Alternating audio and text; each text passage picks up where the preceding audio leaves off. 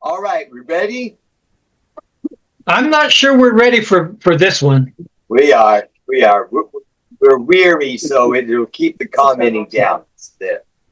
3, 2, 1, boom! And just like that, we come to From the Void. Oddly enough, this song was written 1976. It was an early song, not too long after Joe's Coffee Shop, and it was in relation to Steve Cook's song "The Carousel." It too. No. What, Oh, go ahead. what? I'm sorry. Finish what you're saying. Was a song inspired by a dream. Okay.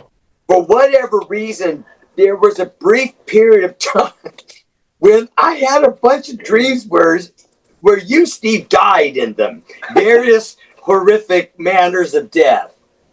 And I'm not quite sure what that was all about. But this was one of them. We, at the time, were going by the moniker Star Retrieve, and we all liked Star Trek.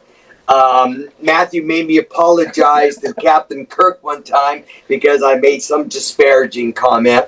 I wouldn't go to band practice until he apologized to Captain Kirk. And this was huge. You know, we after school we'd go watch Star Trek, and so space themes were on my mind. I had this weird dream, and wrote it down, and we recorded it, and it was anchored on a riff that you actually did on some cheap plastic organ. Where you even got that, I don't know. Sprouts Ritz. Sprouts Ritz. Sprouts Ritz. They're in Orland. Wow, is that a different? Yeah, that was the original. We just did a roof on that building. Now it's a tattoo parlor. No, it's not. Probably an improvement. Orland has a tattoo parlor? Oh, Sprouts Ritz. it's where grocery outlets at? Yeah, that's where Sprouts. That's where Sprouts Ritz was? Yeah. Yeah. No, there was no building there at that time. Downtown. Yeah. Oh, then it and that's moved out before my there. time. Oh, way before. You're just a youngster. Um, All right, what were you now, the story that Gordon told me is, what was They it? change, occasionally. What? They're never consistent. No. What inspired him? Another inspiration he had for From the Void. He blamed on me. I don't. Who was the civics teacher in high school? I don't remember. He was kind of short, had glasses. No, Sherman wasn't civics. No, it wasn't Sherman. Here. It wasn't Sherman. It wasn't Pinner. No. No, I know the guy you're talking about. I can't remember his name. I think he was the civics teacher. I was in his class, and this idea for a weird song came to my mind called Shipwreck. And instead of listening to him, I started writing this, and then I'd act like I was reading, then I'd start writing it and act like I was reading, which is probably why I got a D in his class. But anyway, but in this song that I'd written, it was about a ship that had left orbit. They were out in the outreaches of outer space, and then something went wrong, and they ended up shipwrecking on a planet. Alien planet. Yeah, on an alien planet. And mind you, as Gordon brought out, the name of the band at the time was Star Retrieve, so I'm thinking, okay, something spacey. Well, the song that I wrote was cheesy, it was stupid, but it was enough to fire up Gordon's imagination and imagine, okay, so these guys get shipwrecked on an alien planet. What would their last moments be like? Yes. And that's where Void came from. Yes, because then all about the whole dream, because I dreamt, because you told me about that. Yes, and then I expanded on that. Then we fast forward, and now we're going to record. And this one I had not rewritten or anything. It just lay dormant all these years. And then when we started this project, I re-looked at it. I go, I kind of want to do something a little bit different. I want to modernize it in that I wanted to New messages received from expand the whole idea of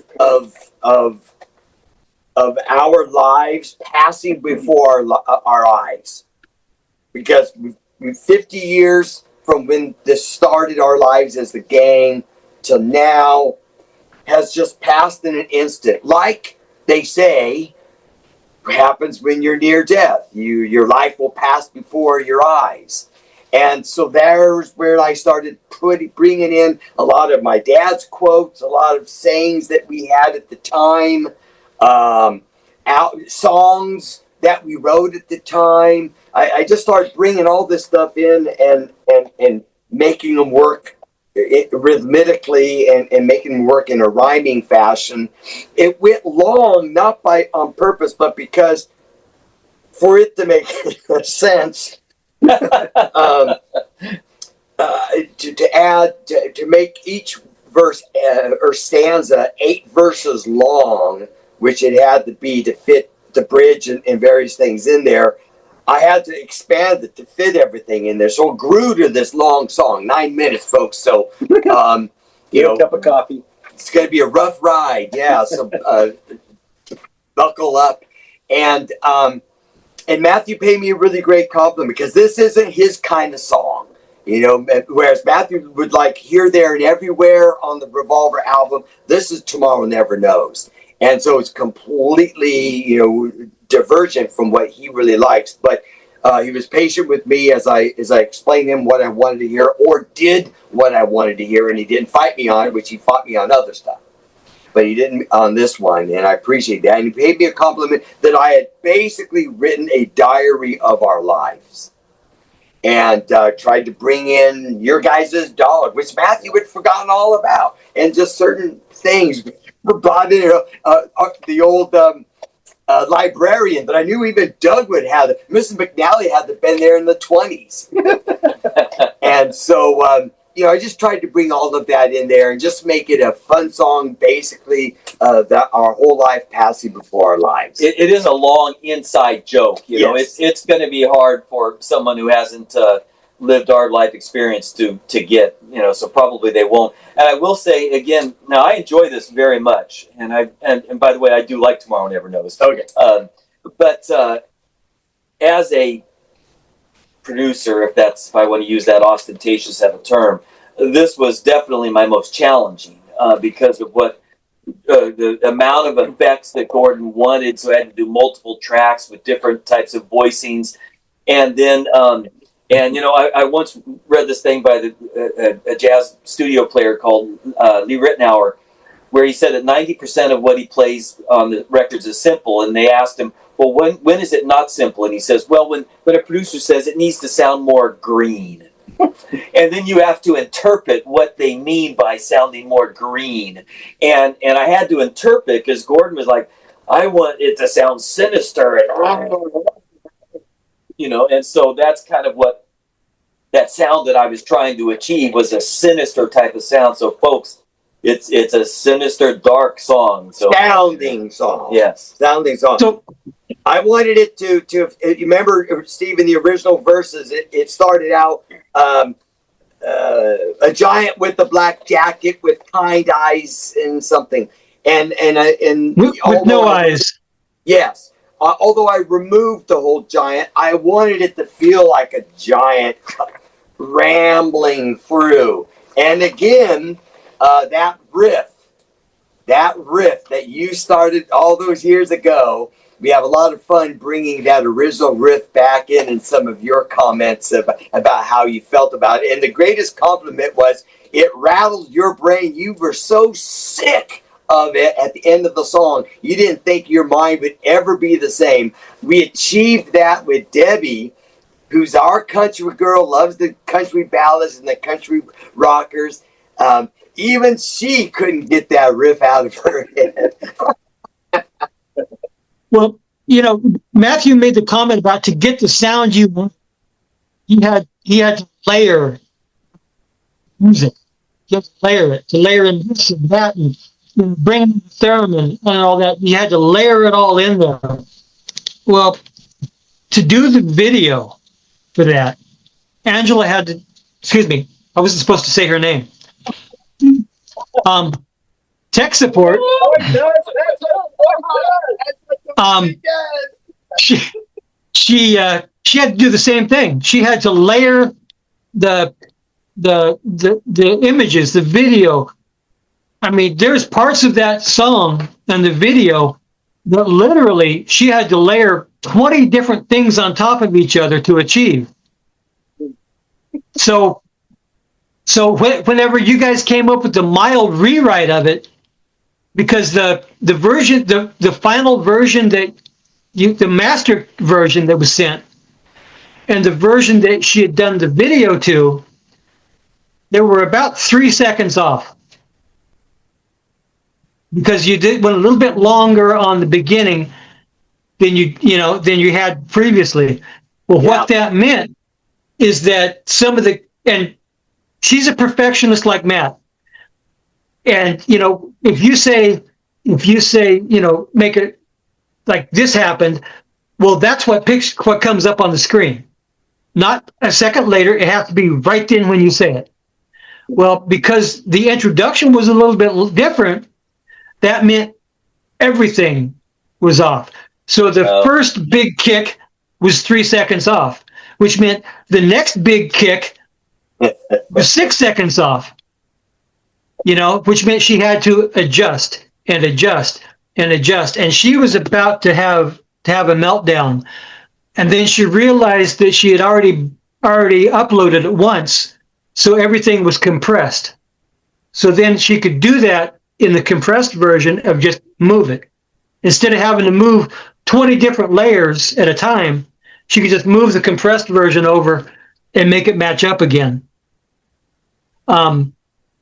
So that caused some interest. So just as the music is heavily layered in this song, the video of it, like I said, she had to use all kinds of filters and images and overlay, and it's just Distance is futile, Steve. Yeah, so we're getting deep into tech talk. Okay, but I do want to say, so this one was recorded, remember, in the old Beat CV studios. Yeah. And then we did, and that version had the radio voice. I was in the other room. You guys I had to just kind of listen. I couldn't see you. which was done like this, talking into a cup. Yes. And then we did it a second time, and that was in the Blue Ball studio, Goat Herd studio, whatever you want to call it. And there's where then I was singing along, and we're rolling along, and then out of nowhere, I hear, and I react like this, and there you are with your little like Gilligan's Isle radio with these two antennas with this aluminum foil on there, and you're doing some weird thing. And I remember it blew my mind. Later on, I learned it was Doug's theremin. So another thing I stole from him. and so that was the coup de grace of this song, having Doug back and having Doug run that theremin. And so we want a few thoughts from you on this song, Doug. Yeah, the interesting thing about that theremin, I built that from an article that was in a popular electronics magazine, I think it was. And I built it just to see if I could do it. Yeah. And it was so simple, I guess anybody could do it, but it only had like half a dozen components. The most important one was the variable capacitor out of a radio. It's that thing has some blades in it. When you turn the knob to change stations, they pass by it's all digital now. So but yeah, that was I got that out of an old radio and just decided to build this thing. And probably got the parts of Radio Shack. Yeah, unless it was Sprouts Ritz. No, it's just, but the stereo never worked after that. That was actually supposed to be from when I was in high school. That was supposed to be an extra credit for industrial arts, but I never made it through that because I ended up quitting high school. But I was glad to hear that you used it in the song, though. And I was glad to find an app for it because I wouldn't want to buy one or build one now. And I tell you what, Steve, it was so fun to watch your brother. Yeah, as he was building them, he was on his phone and he had speaker. And when it got to one point, it was like, it was like he was going out of control. They would bring it back. I was trying to keep in tempo with the music. It was great. No, it was great. Like the mad scientist. It was a mad scientist moment, and I think you got some video of it. So hopefully that'll make. Yeah, we enjoyed the video. Okay. Thank you. Good. So yeah, there you go, From the Void, and Mark, your thoughts on it? My thoughts. Finally, they get to me. well, I had to cut him I was off. working my way there. Well, that's all the time we have, so we got to shut it down now. So, first of all I want to say is, if there's any aspiring screenwriters out there, don't even think about writing this as a movie, because it would never sell. Probably would, but they don't know that. But anyway, and I am going to right now put my stamp on it, saying I can confirm that nowhere during the recording of this song was any drugs or alcohol consumed or abused in this room.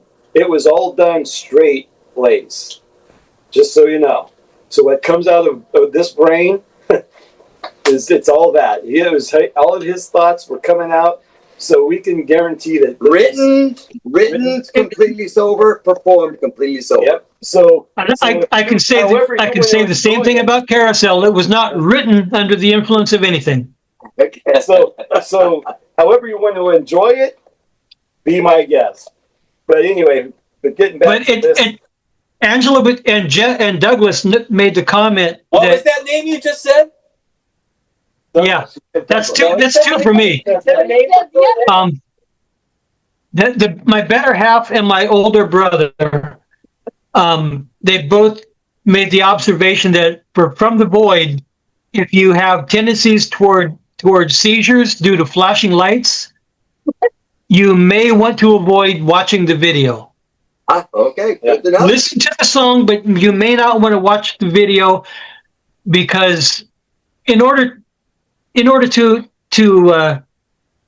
visualize some of the words that we've used in these different songs, the descriptions we use, how do you make a picture of a void?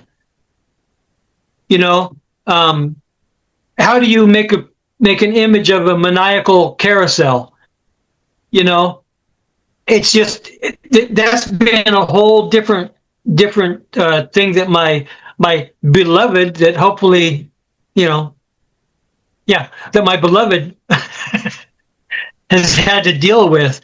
And let's just say that it has been challenging for her on a number of levels she's convinced we hate her because of some of the lyrics and stuff. She's convinced that we hate her, that, because she's the one that's having to put it together.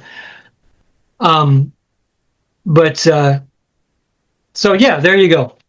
All right. So Matthew, originally, I think in our origin story, when this whole thing started months ago, said, and we do have some psychedelia songs. Well, you're going to be experiencing one of them right now. So as we're ending this part of our commentary with this song, I'm going to quote Mark Twain. And he said, "Get your facts first, and then you can distort them as you please." So You stole it from Mark.